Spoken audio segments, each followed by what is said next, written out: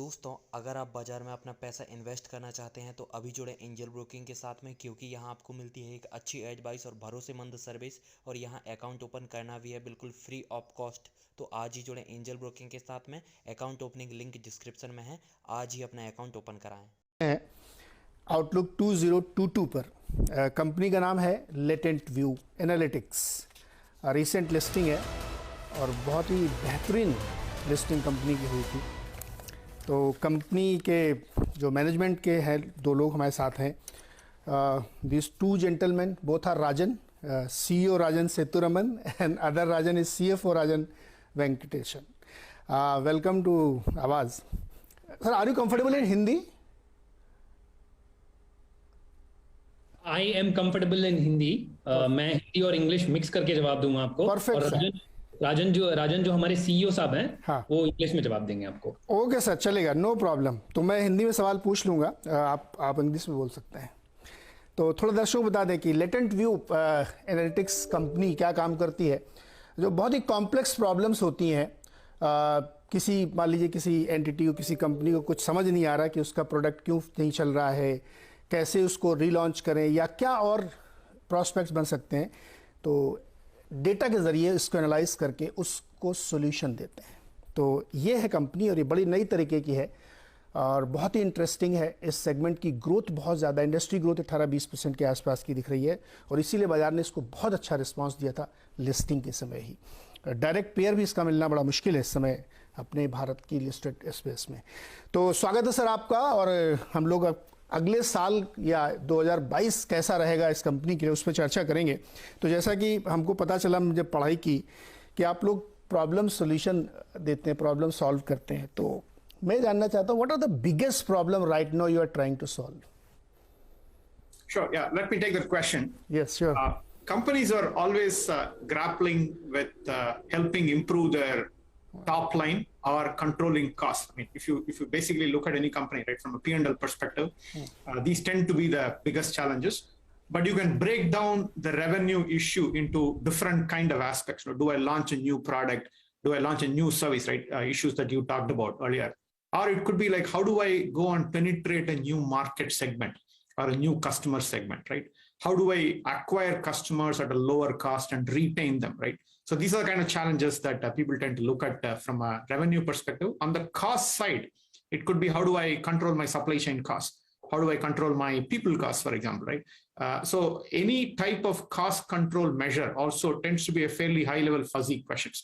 So most organizations and their management grapple with large, big problems around revenue enhancement, market share, retention and growth, or cost control, right? And the combination of all of that is what leads to improved productivity, P&L performance, growth, and so on. So those are the big challenges that we help with. So for many of the work that we are currently doing, it's really around how do I identify specific target segments that can help contribute to my market share growth? How do I acquire those customers at the lowest cost possible? How do I reduce customer churn that might be happening at this point in time? So these tend to be some of the big questions that I work on. Similarly, on the cost side, we talk about how do I optimize my inventory so that one, my inventory holding costs are lower, and also I make sure that the right inventory of the product and service is available in the right point in time. So a lot of inventory optimization, network optimization, distribution optimization work is something that we look at. And similarly, employee retention, talent acquisition and retention, and ensuring that employee motivation levels are high, especially during the pandemic times. This has been an important area of concern as well. So these are big questions that we help our clients solve. So net everything under the sun you're solving for the companies, right? That's great. 30 out of 500 Fortune companies are the client for the company. Some of the biggest names are Microsoft, Uber, Adobe, 7-Eleven, like that. आप लोग, you use AI, artificial intelligence, to solve the problem. Can you tell me one example? How exactly do you solve the problem? Sure. Yeah. Artificial intelligence and machine learning is one aspect of problem solving, especially when it comes to predictions and prescriptions, right? What should a company do? How should they handle a particular situation, right? Those type of situations. So for example, one area where we used artificial intelligence was to help this large cosmetics major in the US they were actually facing a challenge of eroding market share. Smaller companies, nimble young startups are coming in and then taking away market share from this large player. And they wanted to identify what are the big trends that are playing out in the beauty and cosmetic space. And can they spot those trends early on so that they come up with the right kind of innovation or product, right, that they can use to target the market. In the beauty space, a lot of trends originate, for example, from South Korea, right? Everybody knows about K-beauty, right? And ingredient-related trends, product trends, usage-related trends, event-related trends, all of these were originating there. And we built an AI and a natural language processing algorithms to be able to ingest data from social media like Facebook or Twitter or Instagram, analyze the images that people are posting and what are they talking about on those images. Are they talking about a new eyeliner or a new lipstick or a nail polish, for example? And the artificial intelligence algorithm helps identify, quantify those trends, and then say which of these trends will get really big. So therefore, our client can then build the right kind of products and services, right, to address those trends. So that's one example. It's very interesting. Which color will be in a fancy? You can tell us. CFO sir, आपसे सवाल है. Your 50% revenue comes from the top 6 clients. Is it not a client concentration? Is it a problem or some concern? Actually, it's not a risk at all. I mean, आप अगर historically देखेंगे, ये हमारा philosophy भी रहा है और ये strategy भी बोल सकते हैं आप इसको. That rather than looking at a very wide basket of clients or spreading ourselves too thin, ये हमारा conscious और focused strategy रहा है कि हम we go deeper within a limited set of clients and we build more lasting and enduring relationship with those clients. So आप even within a particular client, the fact that we work with some of the largest Fortune 500 companies, आप देखेंगे इनको हमारे multiple stakeholders होते हैं. So it's not like we deal with one department in these organizations. राजन साहब ने अभी आपको बताया कि हम for instance market share वो वाला problem solve करते हैं. So on that side we could probably be working with the marketing team or the marketing head. On the other side, there could be we could be working with the supply chain, on the supply chain side, helping them address inventory problems.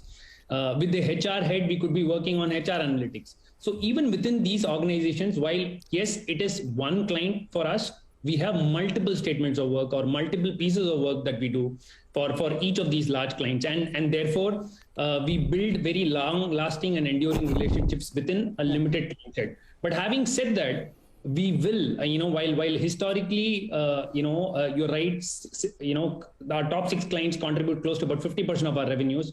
As we scale and as we grow, while these clients by themselves will continue to grow, our dependence or our reliance on them will over time come down because as our other clients scale up. And that's our strategy. So, repeat orders आपको ज़्यादा मिलते हैं या नए clients आप जोड़ते हैं उससे ज़्यादा होता है?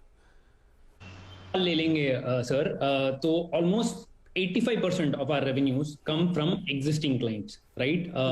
And about 15% of our revenues typically comes from new clients that we acquire in any year. And even within that 85% that we spoke about, आज की डेट पे आप देखेंगे हमारा ओवरऑल जो रेवेन्यू पूल है उसमें almost 65 to 70% of our revenue comes from what we call as the managed services model, where this is more repeat business or business where we have a high level of recurrence, where we go and tell the client what is the piece of analytics that you need to do, and therefore we're able to manage this book of work a lot more. If I can say, there's a lot more higher visibility to this piece of work that we do. So almost, if you see out of our overall book, close to about 65 to 70% of the work that we do has very high visibility and it's recurring in nature. Okay, one more question, sir. एक वो paycheque वाला मामला था जो date के तौर पे दिख रहा था, वो सॉल्व हो गया उसका? वो आपको ग्रांट आ गई वहां से, एक्सेप्टेंस हो गया? बिल्कुल. So we've got they call it forgiveness, but essentially we don't need to repay that loan. It was actually a government grant that we got. It was a payroll check protection program that was launched by the United States government, and we have got an approval for forgiveness of that loan.